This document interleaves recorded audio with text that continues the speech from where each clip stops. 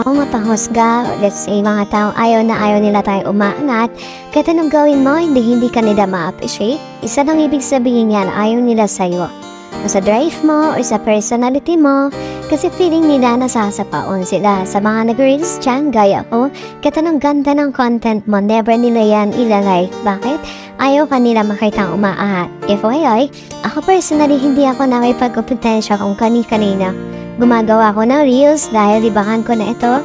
Nag-e-enjoy ako habang ginagawa ko to. At higit sa lahat, magsisilitong memories o lalabas to sa swipe nyo every year. So kayo dyan, instead man nila kayo mag-chismis mag-reels na lang kayo para wala kayong sinisirang buhay.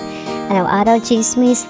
Then, ako, nag-reels ako hanggat gusto ko. Wala akong pakialam kung ayaw niya makita, i-like, etc. Given na yan, tuloy na yun.